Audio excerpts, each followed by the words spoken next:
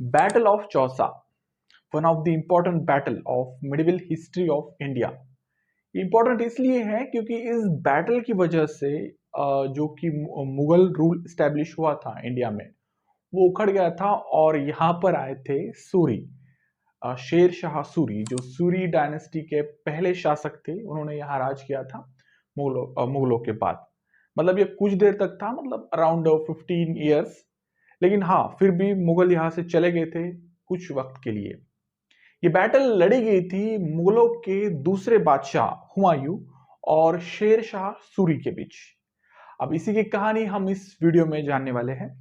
आगे बढ़ने से पहले मैं आपको बता दूं कि मेरे medieval history of battle series of India का ये छठा वीडियो है, जिसमें मैं आपको बैटल ऑफ चौ से बताऊंगा। इससे पहले मैंने बैटल्स ऑफ तरेन, first battle of Panipat, battle of Khanwa, battle of Chanderi और बैटल ऑफ खागरा को ऑलरेडी एक्सप्लेन किया हुआ है। ये सभी वीडियो आज के इस टॉपिक के बैकग्राउंड मान सकते हैं आप उन्हें, क्योंकि ऐसे ही एक क्रोनोलॉजी आगे बढ़ती जा रही है कि आगे क्या हुआ, आगे क्या हुआ, बाबर कैसे इन्वेट कर रहा है, पहले इंडिया में कैसे आ रहा है, उसके बाद वो कौन सी लड़ाई करते करते आगे बढ़ रहा है और आखिर में उसकी डेथ हो जाती है बैटल ऑफ घाघरा के बाद, जो पिछले लेक्चर का मेरा पार्ट था। अब कहानी यहां से आगे बढ़ती है और बैटल ऑफ चौसा होती है। अब ये चौसा क्यों हुई, क्या इसके रीजन थे, ये अभी हम जानेंगे। अब इस वीडियो को शुरू करने से पहले मैं आपको बता दूं कि जितनी भी बैटल्स मैं गिनवा चुका हूं इससे पहले, अगर उन्हें आपको देखना है तो ऊपर दिए गए लिंक पर क्लिक कर आप उन्हें देख सकते हैं। वैसे बैकग्राउंड बताना तो मेरी जिम्मेदारी होती है, क्योंकि कोई भी बैटल विदाउट बैकग्राउंड की पॉइंटलेस है। क्योंकि बैटल मतलब बस लड़ाई नहीं, डिशम डिशम नहीं है, उसके पीछे की टेक्टिक्स क्या पीछे हुआ, बैकग्राउंड उसका क्या था, किन षड्यंत्रों को रचा गया, क्या उसके फैक्ट्स थे, ये सब जानना हमें बहुत जरूरी होता है किसी भी बैटल में। तो चलिए बढ़ते हैं अभी बैटल ऑफ चौसा की तरफ। अब बैकग्राउंड की अगर बात करें तो ये कहानी पक रही थी बाबर के समय से ही। मतलब अभी क्या है, बाबर लड़ रहा है और अफगानों को वो हरा देता है बैटल ऑफ घाघरा में। तो अफगान अभी क्या होता है, जो अफगान ट्राइब्स है जिसमें लोदीज के जो शासक थे, इब्राहिम लोदी को जो हराया था पानीपत में, जिसके वो सरदार थे कुछ वहां पे, तो वो अभी क्या होते हैं, बाबर के अधीन हो जाते हैं। मतलब अभी सब बाबर को अपना राजा मानते हैं, बाबर को एक अपना बादशाह मानते हैं और वो उसकी छत्र छाया में अभी वहां पे राज करेंगे। तो यहाँ पे जो भी बड़े बड़े सरदार थे, उनको अभी क्या किया था बाबर ने, जहांगीरी दे दी थी। मतलब आप क्या करो, आप उधर के सरदार हो, आप बिहार के हो, आप बंगाल के हो, आप गुजरात के हो, मालवा क्षेत्र के, ऐसे सबको बांट दिया था, सबको खुश किया था बाबर ने कि भाई आप इब्राहिम लोदी के समय में बहुत बड़े पद पर थे, सरदार थे, तो अल्टीमेटली आपको मैं भी उसी तरह से ट्रीट करूंगा जैसे आपको इब्राहिम करता था, आपको किसी चीज की कमी नहीं होगी। तो इस तरह से बाबर ने किया था। लेकिन क्या होता है ये किसी किसी को ये लगता है, अच्छा लगता है कि हाँ मेरा पीछे वाला जो प्रेस्टीज है वो अभी आ गया। लेकिन किसी किसी को ये खैरात लगती है कि नहीं यार, ऐसा नहीं है, पहले हमारे इब्राहिम लोदी राज करते थे, तो अभी भी लोदियों का शासन होना चाहिए। या लोदी नहीं, वहां पे बहुत सारे अफगान ट्राइब्स थी, अफगानों का ही राज होना चाहिए वहां पे।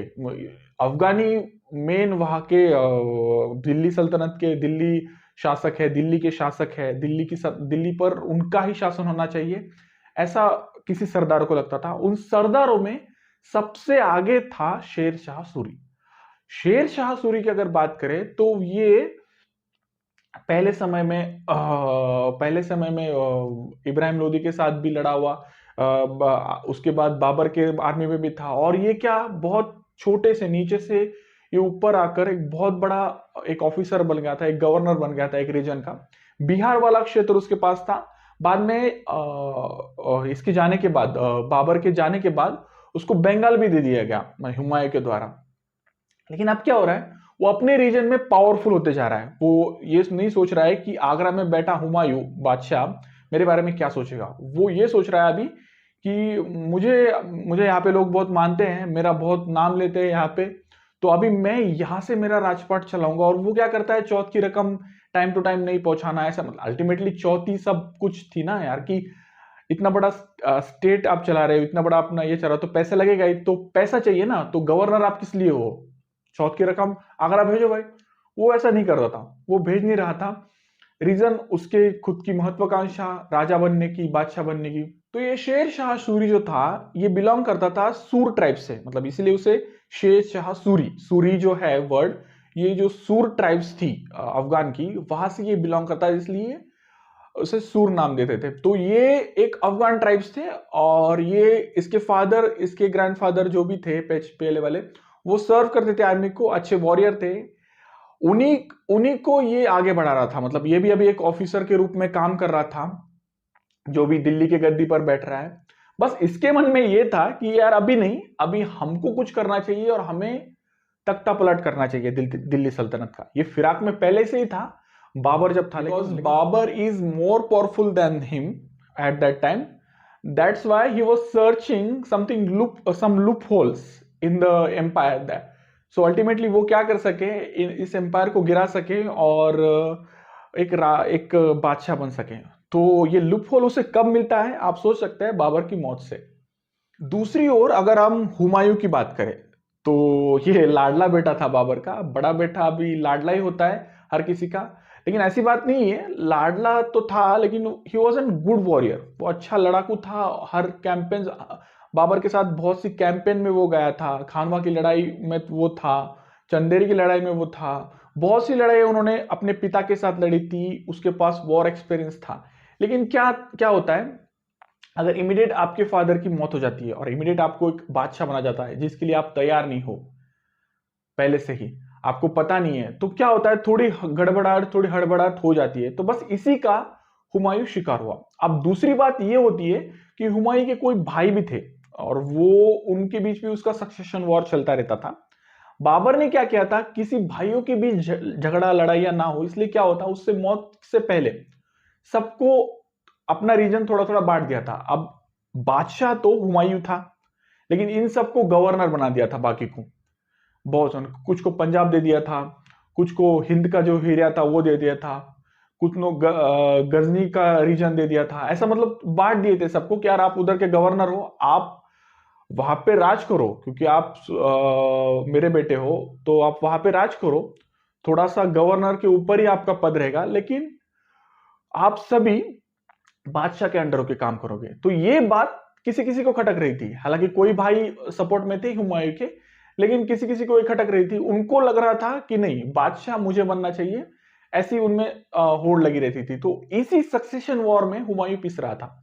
हुमायूं ये कभी नहीं चाहता था कि भाइयों भाइयों में खून बहे, इसलिए इसलिए उन्होंने आखिरी वक्त तक ऐसा कुछ नहीं किया, और उसी का नतीजा हुमायूं ने आगे चलकर भुगता, जिसकी वजह से हुई ये बैटल ऑफ चौसा। अब आपको एक बात याद होगी, हाँ, मैं पिछले लेक्चर्स में बताते आ रहा हूं, बैटल ऑफ घाघरा के दरमियान, मतलब जो आखिरी बैटल लड़ी गई थी अफगानों के खिलाफ, उस दरमियान क्या हुआ था, इब्राहिम लोदी का जो छोटा भाई था महमूद लोदी, वो बंगाल में जाके बैठ गया था, उसे गवर्नर बना दिया था, आपको याद होगा। वो क्या करता है, अभी रिबेल करता है। अभी वो सोचता है चलो बाबर तो चला गया, अभी उसका बेटा है, इसको मैं अच्छे से खुरेद दूंगा पकड़ के। तो वो क्या करता है, रिबेल करता है और लड़ने चला आता है बाबर से। तो अगस्त 1532 में एक बैटल लड़ी जाती है हुमायूं और महमूद लोदी के बीच, जिसे बैटल ऑफ दानोरा भी कहा जाता है। ये बाराबंक में हुई थी ये बैटल, जिसमें अल्टीमेटली बाबर क्या करता है, महमूद लोदी को फाइनली खत्म कर देता है पूरा, मतलब मार नहीं देता है, उसकी सेना को उखाड़ फेंकता है। और महमूद लोदी इस समय क्या होता है, भाग के, अभी उसकी तो फितरत ही थी, पहले से ही वो भागते आ रहा था, थोड़ा कुछ हो जाए, घाघरा की लड़ाई में भी भाग गया था, अब यहां पर भी वो भाग जाता है और भाग के चला जाता है उड़ीसा। इसके बाद इसके कोई रिकॉर्ड्स नहीं है, मतलब ये बाद में आया या नहीं आया, ऐसा कोई इतिहासकार ने अब तक नहीं बताया, हिस्टोरियंस ने नहीं बताया। उसका ये पूरा जीवन काल उड़ीसा उड़ीसा के उस रीजन में ही बिता देता है, और यहीं पर उसकी मौत हो जाती है। बस यही से यहाँ पे उसका चैप्टर खत्म होता है। अब ये सब बातें ये शेरशाह सूरी देख रहा था। शेरशाह सूरी के पास एक दूसरा प्लस पॉइंट एक था कि वो सर्वेंट था इसकी आर्मी का, मुगल आर्मी का। तो उसको अभी पूरे प्रॉब्लम पता थे ना कि क्या अंदर क्या है, एग्जैक्टली वॉर फील्ड में क्या है, कैसी सिचुएशन है, क्या कैसे लड़ना है, कैसे हराना है, क्या टेक्निक्स लड़ी जाती है की जाती है मुगलों के पास, ट्रेंचेस कैसी खोदी जाती है, गन पाउडर्स कैसे यूज किया जाता है, किस तरह से वॉर फील्ड को सेटल किया जाता है, बाबर की जो टेक्निक थी वो सब शेर शाह सूरी को ऑलरेडी पता थी। तो ये एक फायदा था उसके पास। और अकेला शेर शाह सूरी नहीं था कि जो ये ऐसा करने वाला था, गुजरात का एक सूबेदार था, गुजरात का एक ऑफिसर था बहादुर शाह बोल के, वो भी रिबेल कर देता है। अब उस वो किसकी मदद से रिबेल कर देता है, पुर्तगीज आते हैं, पुर्तगीज उसकी मदद करते हैं, उनकी मदद से वो भी रिबेल कर देता है। अब यहाँ पे हुमायूं दोनों तरफ से फंस चुका है। ओके, एक तरफ से है बहादुर शाह, ओके, गुजरात की तरफ से, और दूसरी तरफ बंगाल की तरफ से है शेर शाह सूरी। अभी ऐसे सिचुएशन में क्या होता है, हुमायूं ये सोचता है कि यार अपने बीच में लड़ने में कोई फायदा नहीं है, तो वो क्या करता है, दोनों को भी एक पीस ट्रीटी साइन करने के लिए दे देता है कि यार नहीं यार छोड़ दो, आपको जो चाहिए आप थोड़े बहुत आपके जो राइट्स है वो बढ़ा के ले लो, अभी मुझे कोई लड़ने में इंटरेस्ट नहीं है, तो आप इन बातों को जाने दो, सब छोड़ दो। अब यहाँ पे क्या होता है, शेरशाह सूरी थोड़ा पॉलिटिकल गेम खेलने वाला इंसान था। वो पहले इस चीज को मान जाता है कि ठीक है हम नहीं करेंगे रिबेल, आप हम हमारे मर्जी से हम आपको चौथ देंगे, कभी नहीं देंगे। लेकिन गुजरात का जो होता है बहादुर शाह, वो इस बात को मानता नहीं। तो बाबर उठाता है अपना बेड़ा और चल पड़ता है बहादुर शाह की तरफ। तो ऐसे में उन दोनों के बीच भी एक लड़ाई होती है, और इस बैटल में बहादुर शाह को अल्टीमेटली हुमायूं मार डालता है। मतलब अभी वो हिस्ट्री में कुछ लिखा नहीं है कि उन्हें मार डाला था बाबर के हाथों, लेकिन अल्टीमेटली इस बैटल के बाद उनकी मौत हो गई थी। अब हुमायूं ने से उन्हें मारा था या किसी और ने मारा था, ये अलग चर्चा का विषय है, इसके बारे में मैं नहीं जाऊंगा। लेकिन अभी गुजरात को शांत करने के बाद हुमायूं जैसे ही वापस आ रहा था आगरा की तरफ, तो इधर न आगरा के साइड में ये शेर शाह सूरी रिबेल करने लगता है। अब उसने क्या किया था, सीधे खुले तौर से ये ट्रीटी का उल्लंघन, मतलब ट्रीटी को तोड़ दिया था, ब्रेक डाउन कर दिया था ट्रीटी को। तो अभी गुस्से से हो जाता है भैया लाल बबूला हुमायूं, क्या अभी यार बहुत हो गया, समझाने के दिन चले गए, बीत गए सब, अभी चलो हथियार उठा लो, तलवार निकालो और खत्म कर दो इसको, पीछे से भगा भगा के इनको मार देंगे, हमारा अफगानी स्टाइल, सॉरी हमारा मुगलिया स्टाइल, और इनको ये कर देंगे। तो अभी क्या होता है, ये आगरा की तरफ बढ़ रहा है आगरा को कैप्चर करने के लिए। लेकिन शेर शाह सूरी की सेना अभी आगरा के जो ये एरिया था, जिसे हम सपाट एरिया बोलते हैं, मतलब जिसको हम डेजर्ट एरिया बोलते हैं, जिसको हम वहां पे जहाँ पे लड़ाई लड़ना बहुत आसान है, वहां पे नहीं रुकता है, वो चला जाता है थोड़ा साइड में गंगा रिवर की तरफ। ओके, गंगा रिवर की तरफ एक चौसा नाम का एक गांव होता था, वो रिवर के किनारे ही था। तो वहां पे वो अपना डेरा डालता है। उसे ये था कि हुमायूं मेरा पीछा करते करते वहां तक तो आ ही जाएगा। तो ये अल्टीमेटली वही होता है कि हुमायूं अपनी महज 7,000 की सेना लेकर, अभी उसको तो पता, वो अभी बादशाह था, उसको इस बात का तो कॉन्फिडेंस था कि यार मैं 7,000 हो या 10,000 में इसको हरा ही दूंगा। ओके, तो अपनी 7,000 की सेना वो लेके आ रहा है, उसके पास सब है, आर्टिलरीज है, सब है, उसके पास अच्छे वॉरियर हैं। लेकिन एक चीज हुमायूं के पास नहीं है, और वो है गुरिल्ला वॉरफेयर, मतलब छुप के वार करना, वो है शेर शाह सूरी के पास। अब वो कैसे इसका यूज करता है, क्या होता है आगे, ये हम जानेंगे अभी एग्जैक्ट बैटलफील्ड में। तो चलिए अभी बढ़ते हैं एग्जैक्ट बैटलफील्ड में क्या हुआ। अब शेर शाह की सेना की पीछा करते करते हुमायूं की सेना अभी पहुंच जाती है नदी के घाट, गंगा नदी के घाट पे पहुंच जाती है। अभी वो गंगा नदी बहुत जोरों से बह रही है, ये टाइम पे जून का समय था, 1539 का वक्त था, वो साल था, उसका जून का महीना था, बारिश जोरों पर थी, और इसी वक्त वो वहां पे बैठे थे। और ऐसी सिचुएशन में आप समझ सकते हैं, एक नदी के किनारे आप खड़े हैं, क्योंकि नदी के किनारे की जो जमीन होती है वो ऑलरेडी थोड़ी चिकनी जमीन होती है, आपके पैर वहां पे धंसते हैं। ओके, और बारिश के समय में वो और भी ये हो जाती है, नमी उसमें आ जाती है। तो ये बहुत ही डिफिकल्ट मामला हो सकता था कि नदी के किनारे लड़ना। लेकिन ये बात शायद हुमायूं को पता नहीं चल रही थी कि ये वन ऑफ द स्ट्रैटेजी थी शेर शाह सूरी की, उसे हराने के लिए। लेकिन खैर वो बादशाह था, वो यही सोचता था कि मैं बहुत बड़ा बादशाह हूँ और मैं ऐसे मैं नहीं ऐसे इतने जल्दी नहीं हारूंगा। वो फुल ऑफ कॉन्फिडेंस था और वहां पे वो बैठा हुआ था। अभी वो राह देख रहा था कि बारिश कब खत्म हो जाए और मैं कब शेर शाह सूरी की सेना का मुकाबला करूं। ओके, अब यहाँ पे क्या करता है शेर शाह सूरी का अगला पैतरा। वो क्या करता है, एक प्यार भरा लेटर भेजता है कि आप मेरे माए बाप हो, मैं आपसे बहुत प्यार करता हूँ, मैं आपकी बहुत इज्जत करता हूँ। आप, मुझे नहीं पता था कि आप इतना गुस्सा हो जाएंगे कि सीधा सीधा लड़ाई करने के लिए मेरे पास आ जाओगे।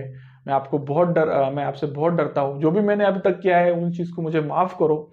और मैं ये आपकी एक पीस ट्रीटी आपके साथ साइन करता हूँ। मुझे कुछ नहीं चाहिए, मैं आपके अधीनता से काम करूंगा, बस मुझे गले लगा लो खुश होकर। अब बाबर ये लेटर जैसे ही पढ़ता है, अब बाबर सॉरी हुमायूं जैसे ही ये लेटर पढ़ता है, हुमायूं को ये कभी नहीं चाहिए था कि लड़ाई हो। कोई भी राजा, कोई भी अच्छा बादशाह जो होता है वो लड़ाई के लिए हमेशा तैयार रहता है, लेकिन लड़ाई उसको कभी नहीं चाहिए होती, क्योंकि अल्टीमेटली नुकसान बहुत होता है लड़ाइयों में। लड़ाई मतलब ऐसी चीज नहीं है कि यार चलो यार बहुत इंटरेस्टेड है पढ़ो, उसमें खून बहता है। तो ये चीज हुमायूं को नहीं चाहिए थी। और दूसरी बात, अगर आप किसी फॉरेन दुश्मन को हराते हो तो एक क्या होता है, उसे हराने के बाद वो हमारी सेना नहीं है, उसे हम खत्म करो, उसका पूरा हम जीत लो, सब पूरा ये कर लो और उसकी टेरिटरी पर भी कब्जा कर लो। तो ये क्या होता है, एक अचीवमेंट होता है, कुछ तो विक्ट्री होती है। लेकिन आप सिविल वॉर में हो, आपका ही एक सरदार उठ के आपके खिलाफ लड़ रहा है, तो ये किसी भी राजा को पसंद नहीं होता, क्योंकि ऑलरेडी वो जीता हुआ क्षेत्र है, उसकी सेना हमारी सेना है, हम उसको ही तोड़, हमारी सेना कोई तोड़ के वो खुद की सेना बना रहा है। तो ये थोड़ा मतलब वो क्या होता है, थोड़ा आलसी वाला काम होता है किसी बादशाह को, यार ये क्या है यार, मतलब घर के झगड़ा, इंटरनल जो लड़ाई होती है वो बहुत ही किसी भी बादशाह को बहुत पेचीदा लगती है। तो हुमायूं को भी वही लग रहा था कि यार ठीक है, शेरशाह सूरी मान गया है अभी, वो अभी अपनी गुनाह को कबूल कर रहा है, तो हम क्या करेंगे, उसको एक एक वार्निंग देके छोड़ देंगे, बाकी का देख लेते क्या है, अभी का चलो निकलो, बारिश भी बहुत है। तो ऐसे में क्या होता है, हुमायूं भी एक लेटर लिखता है। चलो ठीक है, मान लिया आपकी सब बात, आपको फिर से एक मौका देने का मैंने सोचा है, आगे से आप ऐसा नहीं करेंगे, ये मैं ध्यान में रखता हूँ, और अभी फिलहाल मैं यहाँ से जा रहा हूँ। तो ऐसे एक वो लेटर भेजता है शेर शाह सूरी को। और वो अभी सब जश्न में, सब पूरा फोर्स अभी रिलैक्स ना, कि अभी लड़ा बैटल नहीं होने वाली, कुछ नहीं होने वाली, सब बैठे हुए हैं, आराम फरमा रहे हैं सब। अभी ऐसे में तुरंत क्या होता है, रात का समय है, बारिश थोड़ी हो रही है और इमिडिएटली तीरों की बौछार होना शुरू हो जाती है। तीरों आ रहे, इधर से आ रहे, उधर से आ रहे, हुमायूं की सेना पे सीधे लग रहे हैं, और पता नहीं चल रहा है कि कहां से, आसपास घने जंगल है, जंगलों में से तीर आ रहे हैं।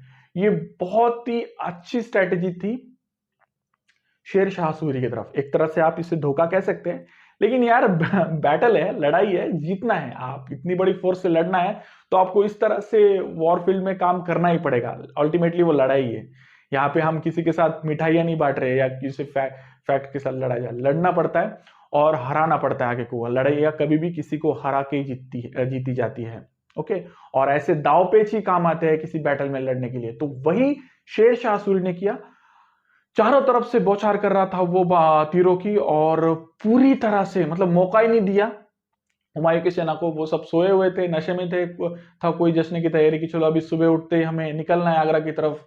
खुश थे सब, सबकी कुछ की आधे नींद में ही मौत हो जाती है, कोई उठ के भाग रहा है, भागते भागते मौत हो जा रही है, कोई पकड़ लड़ते हुए आ रहा है, ऐसे पकड़ रहा है, भाला पकड़ रहा है, उसी में उसको तीर लग जा रहा है, मर जा रहा है। तो ऐसी सिचुएशन में कोई कूदते हैं पानी में, क्या होता है, तो अभी क्या हो रहा है, पानी एक तरफ से नदी बह रही है, उस तरफ उनको भागने के लिए चांस नहीं है, अभी नदी उस तरफ बह रही है, अब इस तरफ पूरा जंगल है, वहां से तो तीर आ रहे हैं। मतलब ये पूरे घिर गई सेना हुमायूं की कि जाए तो कहा जाए। तो ऐसे में सब क्या सोचते हैं कि यार चलो अभी क्या है, नदी में कूद जाते हैं, जो होगा देखा जाएगा, अल्लाह मालिक। तो सब क्या करते हैं, नदी में एक साथ कूद जाते हैं। तो ये उस वक्त की सबसे बड़ी, आप ये बोल सकते हैं मास सुसाइड था सबका, क्योंकि बाबर की सेना के कम से कम 40%, 40 से 30% लोग बस डूब के मर गए थे, कूद गए, पानी का बहाव ज्यादा था, तैर नहीं पाए और मर गए। सॉरी मैंने बाबर कहा, ओके सॉरी मैंने बाबर कहा, हुमायूं की सेना, हुमायूं की सेना के 30%, अभी क्या हो रहा है इतने दिनों से बाबर बाबर बाबर पढ़ते आ रहे हैं ना, पूरी बैटल्स बाबर का सब उसका, तो बाबर आ रहा है मेरे मुंह से, तो अगर ये बाबर के आ जाए तो आप उसको करेक्ट करके हुमायूं कर देना। वैसे मैं करेक्शन तो कर ही रहा हूं। हुमायूं की 30% सेना डूब के मर गई थी। अब यहाँ पे क्या होता है, हुमायूं पड़ जाता है अकेला। मतलब अभी क्या अल्टीमेटली सब सेना तो अभी जा रही है, तो सब सरदार उसके, तो वो भी देख के मौका देख के कूद जाता है नदी में। अभी यहाँ पर एक चीज थी कि अभी हुमायूं की जान जा सकती थी, चांसेस थे, लेकिन वहां पे उसका एक सरदार था, बहुत ही वफादार सरदार, वो सरदार उसकी जान बचाता है उसको। वो एक प्रकार से एक जीवदानी प्राणों की रक्षा उसके करना, मतलब बहुत बड़ा एक जीवदान मिलता है उसको, कि वो अल्टीमेटली आगे अपना एम्पायर आगे बढ़ा सके, मुगल एम्पायर। लेकिन वैसा हो नहीं पाता, वो कैसे वैसे बच के आगरा चला जाता है, वहां से तैयारी करता है नेक्स्ट बैटल की। अब उसको शेर शाह की ताकत का, उसकी रणनीति का, उसके पॉलिटिकल बैकग्राउंड का, उसके हर चीज का अंदाजा आ चुका है। वो समझता था इतनी बड़ी, ये इतनी छोटी ये बात नहीं थी, बहुत बड़ी बात थी। उसको ये अभी पूरी तरह से मालूम था कि नहीं, अभी नहीं, हमें क्या करना पड़ेगा, एक मिलिट्री टेक्निक से जाना पड़ेगा, अच्छी सोच लेके जाना पड़ेगा और इनको हराना पड़ेगा। तो इस बैटल के तुरंत अगले साल एक और बैटल होती है, 1540 में एक बैटल लड़ी जाती है, बैटल ऑफ कन्नौज के नाम से, जिसे बैटल ऑफ बिलीग्राम भी कहा जाता है। ये बैटल लड़ी जाती है। ये बैटल भी शेरशाह सूरी जीत जाता है। ओके, अभी मैं आपको स्पॉइलर दे रहा हूं उसका, शेरशाह ही सूरी जीत जाता है। वैसे स्पॉइलर देना उसमें क्या बताऊं, सब तो लिखा लिखा हुआ है हिस्ट्री में, सब तो पढ़ा हुआ है, आप तो देख के पढ़ सकते हैं, कोई इतनी बड़ी बात नहीं है वो बताना। तो ये बैटल भी अभी वो हार जाता है, और अल्टीमेटली अभी क्या होता है, यहीं से मुगल एम्पायर का जो रूल है वो आने वाले 15-20 साल के लिए इतिहास के पन्नों में से गायब हो जाएगा। मतलब इसके बाद अभी जो हुमायूं है वो एक राजा नहीं है, वो बादशाह नहीं है, वो एक फकीर है। एक फकीर का जीवन जीता है वो आगे चल के। उसकी कहानी मैं आपको बताऊंगा, मैं एक सेपरेट अभी बायोग्राफी सीरीज सबकी लेके आ रहा हूं, बाबर से लेकर, हुमायूं से लेकर, उसके बाद अकबर, आगे आने वाले जहांगीर, फिर शाहजहां, फिर उसके बाद औरंगजेब, इन सभी की बायोग्राफी में एक से बाद एक कवर करता चलूंगा इनके बैटल के साथ साथ। तो आपको अल्टीमेटली इसका भी अंदाजा होता चलेगा कि यार एग्जैक्टली क्या क्या हुआ था, कैसे क्या। क्योंकि अभी मैं हुमायूं की बायोग्राफी पूरा बताने को चल गया तो वो अलग सा टॉपिक हो जाएगा। ये बैटल की स्टोरी है ना, ये हम बैटल के बारे में पढ़ रहे हैं। तो चलिए, इस बैटल ऑफ चौसा के बाद अभी शेरशाह सूरी पावरफुल हो चुका है, और अभी वो तैयार है आगरा पे सीधा आक्रमण करने के लिए, आगरा पे सीधा हमला करने के लिए। और अभी ये हुमायूं जो है वो मदद लेने की कोशिश कर रहा है अपने दोस्तों से, सॉरी अपने भाइयों से। और अब उनकी वो मदद करते हैं, कौन करता है और जो करता है वो किन कंडीशन पे करता है, ये हमारे अगले टॉपिक का विषय है, जो अगले अगले टॉपिक का ये पार्ट है हमारा। फिलहाल तो आपका इस बैटल ऑफ चौसा के बारे में क्या कहना है, ये कमेंट बॉक्स में जरूर लिखें। कोई राय है, कोई सुझाव है, उसे भी देना ना भूलें। ओके, अल्टीमेटली कोई प्रॉब्लम्स तो होते ही है पढ़ने में, आपने कुछ पढ़ा होगा, मैंने कुछ पढ़ा होगा, तो अल्टीमेटली मैं भी सीखूंगा। अगर मुझसे कोई गलती होगी तो मुझे भी वो सुधारने का मौका मिलेगा। तो आप ये कमेंट पर देना ना भूले, इस चीज को मुझे बताना ना भूले। अगली बात, अगर ये वीडियो आपको सच में अच्छा लगा है तो प्लीज इसे लाइक करके अपने दोस्तों में शेयर करना ना भूले। और अगर वाकई में आपको मेरा काम पसंद है तो चैनल को सब्सक्राइब कर देना। आज के लिए बस इतना ही, मिलते हैं अगले वीडियो में battle of Bilgram, battle of Kannauj को लेकर। ओके, तब तक के लिए धन्यवाद।